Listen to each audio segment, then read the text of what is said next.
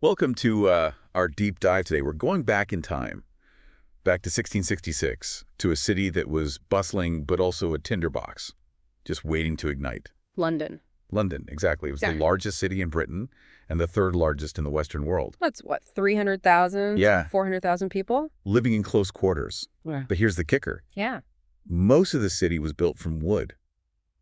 Almost unimaginable now, isn't it? Yeah. Those narrow, winding streets, buildings crammed together, upper floors, practically kissing across the alleys. I mean, the sources we're diving into today. Yeah. Those excerpts from the Great Fire of London Wikipedia page and articles from the London Fire Brigade and the London Museum paint this vivid picture of a city that was, well, a fire hazard waiting to happen. Okay, let's unpack that. When you say fire hazard, Yeah. what exactly do you mean? Well, you've got thatched roofs. Okay. You've got wooden gutters just kindling piled high. Right. Then you have the waterfront packed with combustible materials like tar pitch, hemp, flax. Oh, wow. And, we can't forget the gunpowder. Oh, yeah, I was going to say gunpowder. The sources mention that people kept gunpowder in their homes, and the Tower of London had a massive stockpile. It's a wonder a major fire hadn't happened sooner. Right. Okay, so we've got this city that's practically built to burn. Yeah. What happened? How did this fire actually start? So on the night of September 2nd, 1666, shortly after midnight, it all began in Thomas Farriner's bakery on Pudding Lane. A bakery. A bakery. That's not where I would have guessed this would start. Yeah. What happened? So the sources described how the Farriner family barely escaped climbing out an upstairs window. Oh, wow. Sadly, the maid perished in the flames. The baker claimed to have put the fire out, but it seems some embers might have remained smoldering. And then what? Strong east wind Oh. whipped those embers into a raging inferno. So the fire starts spreading. We were just talking about how flammable the city was, how buildings were practically on top of each other. Right. How quickly did it spread? Think of those upper floors called jetties. They jutted out over the streets, almost like these wooden bridges connecting the buildings. So they essentially acted as fuel for the fire, Oh, wow. allowing it to leap across the narrow streets with astonishing speed. I'm picturing a fire just hopping from one building to the next. Yes. Almost instantly. Yeah. Okay, so a fire breaks out in a densely packed city Right. built from wood during strong winds. Yeah. This is like a nightmare scenario. Absolutely a nightmare. What was the city's response?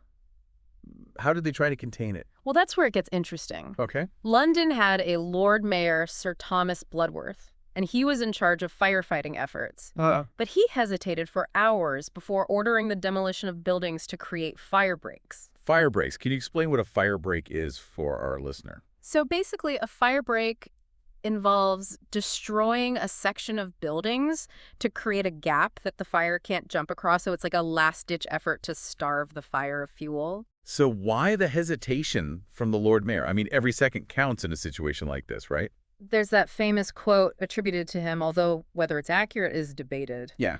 When the fire was first reported, he supposedly said, "A woman might piss it out." Oh, my gosh. And this may reflect the city's unpreparedness and the initial underestimation of the fire's potential. Wow. But whatever the reason, those lost hours proved to be absolutely critical as the fire just raged on. That's something. Yeah. Okay, so the fire is spreading and the response is delayed. Yeah. What about firefighting resources? Mm. Did they even have fire engines back then? They did have fire engines, but they were more like clunky carts. Oh, okay. And they were pretty much useless against a fire of this scale. Right. And plus, water wasn't exactly readily available. Imagine relying on leather buckets and a system of pipes that drew water from the Thames at high tide. That does not sound very effective. No, not at all. Especially with a fire of this magnitude. Yeah. Okay, we have this picture of this massive, fast-moving fire and a city ill-equipped to fight it. But what about the people? How are they reacting to all this chaos? For that, we have the diary of Samuel Pepys. Yes, Pepys's diary gives us a fascinating window into the chaos and terror of the fire. Yeah. He writes about people fleeing their homes, throwing their belongings into the Thames, just desperately trying to save what little they could. So we've got panic. We've got people losing everything they own. Absolutely. What else does Pepys describe? Well, he also mentions how prices for transportation skyrocketed. Like, he writes about paying £40 for a cart ride, which, to put that in perspective, is over £133,000 today. Wow. So you can imagine the desperation Pepys even describes encountering the overwhelmed Lord Mayor, Yeah. practically in a state of meltdown. So it sounds like chaos on a massive scale. Yeah. The fire itself is terrifying, but did it also spark something else? It did. The fire wasn't just a physical disaster. Right. It ignited widespread fear and suspicion. Okay. The sources reveal that rumors spread like wildfire, no pun intended, I was going to say. blaming foreigners for starting the fire. Oh, no. So in addition to the fire, there's now a social crisis brewing. Can you explain more about these rumors? So England was at war with the Dutch at the time, and anti-foreigner sentiment was already high. Yeah. People were quick to blame anyone who seemed different, particularly Catholics. Right. These rumors weren't based on evidence, of course, but they tapped into existing prejudices and anxieties. It's so tragic. On top of the fire, you have this wave of fear and suspicion washing over the city. Yeah. What impact did these rumors have? Well, they led to violence. Oh. There are accounts of mobs attacking foreigners in the streets. Even the French, who weren't even directly involved in the war, became targets. Wow. It's a stark reminder of how quickly social divisions can be exploited during times of crisis. This adds a whole other layer of tragedy to this event. It does. So we have a fire raging a city, struggling to respond, Yeah. and people turning against each other. What happened next? Did things get any better? Sadly, no, the fire was only getting worse. The fire continued to spread westward and northward, consuming houses on London Bridge and threatening to jump across the river to Southwark. So the fire is heading towards an entirely new part of London. Mm-hmm. What happened? Were they able to stop it? Thankfully, Southwark was spared. A previous fire had already created like a natural fire break on the bridge. Okay. But the flames kept marching onward, relentlessly reaching the financial heart of the city on Monday afternoon. Oh gosh, that's terrifying. I can't even imagine what it must have been like to watch the fire approach. Picture this: bankers in Lombard Street just scrambling to save their gold coins before they melt. Oh my. The Royal Exchange, a bustling hub of commerce, reduced to a smoking shell in a matter of hours. Another diarist of the time, John Evelyn, described the scene as a strange consternation, with people seemingly too stunned to even try to save their belongings. Wow, that level of despair is just heartbreaking. So the financial district is burning. What about the government's response at this point? Did anyone step up to try to contain this disaster? Well, the Duke of York, the king's brother, was put in charge of firefighting efforts. He set up command posts around the fire, trying to coordinate a defense against this unstoppable inferno. So they're finally organizing a more coordinated response. Did it help? They faced a monumental task, even with the Duke's efforts. The fire jumped the river fleet, which they'd hoped would act as a natural barrier. Oh, no. It had become a force of nature, creating its own wind, driving the flames forward with terrifying speed. It seems like every attempt to stop it failed. Right. When did the fire finally reach its peak? Tuesday, the 4th of September, became the day of greatest destruction. The fire just tore through Cheapside, which was one of the wealthiest shopping districts, and it even breached the defenses around the Tower of London. The Tower of London, wasn't that where they kept the massive stockpile of gunpowder? Exactly. It was a heart-stopping moment. I bet. The city was on the brink of an even greater catastrophe. What did they do? The tower's garrison, realizing the imminent danger, took decisive action. They started blowing up buildings to create a fire break around the tower. Thankfully, it worked. They managed to halt the fire's advance, narrowly averting a potential explosion that would have been devastating. Okay, so the tower was saved. But what about other iconic landmarks? What happened to St. Paul's Cathedral? I remember learning in school that it was completely destroyed. Yeah, it's a tragic story. St. Paul's was considered a safe haven, with its thick stone walls seemingly impenetrable. Right. It was filled with rescued goods, and the stocks of printers and booksellers were all stored there.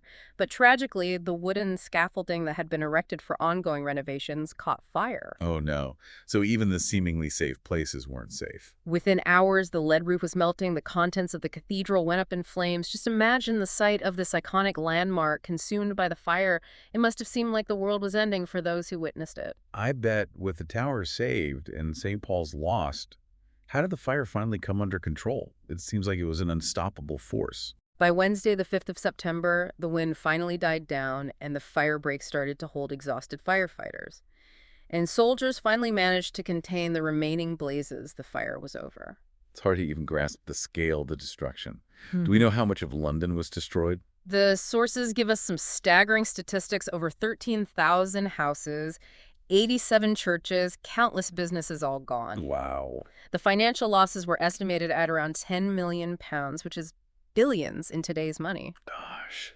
Pepys describes seeing thousands of people camped out in Moorfields, a large park north of the city, many with nothing but the clothes on their backs. Oh, gosh. It's hard to imagine that level of displacement and loss. I know we've talked about the fear and violence towards foreigners, but Did the fire also have any other lasting social or political consequences? There was a real fear of rebellion among the displaced and dispossessed. Yeah. King Charles II actually encouraged people to move away from London and settle elsewhere, hoping to diffuse any potential unrest. So the fire was a turning point, not just physically, but socially and politically. Did they ever figure out what caused it? Well, the official investigation concluded it was an accident, likely starting in that bakery on Pudding Land. However, the sources highlight just how widespread the belief was that foreigners were responsible. So even after the fire was extinguished, those fears and suspicions lingered. What a difficult time for London and its people. We've talked about the destruction, the chaos, the fear. But what about rebuilding? How did London rise from the ashes of such a devastating event? Well, as they say, necessity is the mother of invention. Yeah. The Great Fire forced London to rethink its approach to city planning, building codes, and even how they fought fires.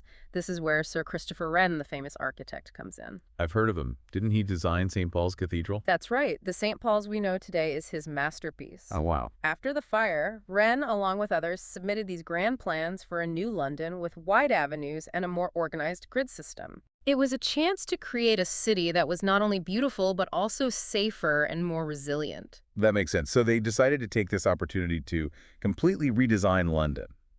It was a tempting idea, a chance for a fresh start, but ultimately practicalities like land ownership and the urgency of rebuilding meant they largely stuck to the old street plan. So no grand boulevards for London, but that doesn't mean they didn't make any changes, right? What did they do to make the rebuilt city safer and more resilient? They implemented important changes. New building codes were introduced with a strong emphasis on fire safety. Okay. For example, they limited the use of wood and thatch, requiring brick and stone. Instead, they also widened streets and created open wharves along the Thames for better access and to reduce the spread of future fires. That sounds like a significant improvement over what they had before. It was, but there's another interesting development that came out of the fire. Okay, I'm intrigued. What is it? The first insurance companies emerged, offering some peace of mind to those rebuilding their lives. That makes sense. People had lost everything they needed, some sense of security. And these new insurance companies did something else that's pretty remarkable. They realized it was in their best interest to have a more organized and effective response to fires, so they started hiring their own firefighters. So in a way, the Great Fire led to the birth of the modern fire brigade. You could say that it's one of those unintended consequences of a disaster, a silver lining amidst the ashes. That's fascinating. The fire forced London to not only rebuild, but to completely rethink its approach to the city planning and disaster preparedness. Yeah. But they didn't erase the memory of the fire, did they? They built a monument, right? They did. The monument to the Great Fire, a 202-foot-tall column near Pudding Lane, stands as a lasting reminder of the disaster and the city's rebirth. It's a powerful symbol of London's resilience. It's clear that this deep dive has revealed not only the destruction of the Great Fire, but also its unexpected and long-lasting consequences. But did the fire have any other lesser-known impacts, anything that might surprise our listener? Well, there is something else the sources suggest, a rather unexpected outcome of the fire. You see, the Great Fire might have inadvertently helped to end the plague that had ravaged London the year before. Yeah, it's a bit of a controversial theory, but some historians believe that the fire, by destroying so much unsanitary housing, also wiped out a significant portion of the rat population that carried the plague-infected fleas. So the fire, as terrible as it was, might have actually had a positive impact on public health. It's a grim thought. Yeah. But sometimes destruction can pave the way for a healthier future. Right. Of course, we can't say for certain that the fire single-handedly ended the plague. Right. There were other factors at play, but the fire likely contributed to creating an environment less hospitable to the disease. It's a reminder that even amidst tragedy, there can be unforeseen consequences, both positive and negative. It's fascinating how this one event, the Great Fire, connects to so many other aspects of London's history, from city planning to social unrest to public health. It really highlights how interconnected these historical events are. The Great Fire wasn't just a fire, it was a catalyst for change in so many ways. Okay, so we've delved into the sources, explored the causes and consequences of the fire, the chaos, the rebuilding, and even this unexpected link to the plague. What did this all mean for us, the listeners, in the 21st century? Why should we care about a fire that happened over 350 years ago? Well, the Great Fire of London offers us valuable lessons about urban planning, disaster preparedness, and the importance of understanding the social and political context of events. It's more than just a historical curiosity. It holds relevance for how we think about and build our cities today. Can you give some specific examples of those lessons? What can we learn from London's experience? Well, think about the way the fire spread so rapidly. The narrow streets, the flammable building materials, the lack of a coordinated response. These are all things that modern cities still grapple with, albeit on a different scale. We need to think about how we design our cities to be more resilient, not just to fire, but to other potential disasters as well. That makes sense. We can learn from London's mistakes and build safer, more resilient cities. Exactly. But there's another important lesson here. We've talked about how rumors and fear fueled violence against foreigners during the fire. That's a chilling reminder of how easily social divisions can be exploited during times of crisis. We need to be aware of this tendency and work to build communities that are inclusive and resilient in the face of challenges. So it's not just about physical infrastructure, it's also about building social resilience. Precisely by understanding how London rebuilt both physically and socially, we can glean insights into how to create more resilient and equitable cities for ourselves. This deep dive has been incredibly thought-provoking. I feel like I've not only learned a ton about the Great Fire, but I've also gained a new perspective on the challenges facing cities today. It's been a pleasure exploring these sources with you, and I encourage you, our listener, to delve deeper into the links provided in the show notes. There's always more to discover, and who knows, maybe this deep dive will spark your own curiosity to explore other fascinating historical events. That's the beauty of history. It's a never-ending journey of discovery. We'll leave you with one final thought to ponder. Imagine you're a Londoner in 1666, witnessing the city go up in flames. What would you save? Where would you go? And what kind of future would you hope to rebuild? Let those questions guide your own deep dive into this pivotal moment in history. Until next time, keep exploring.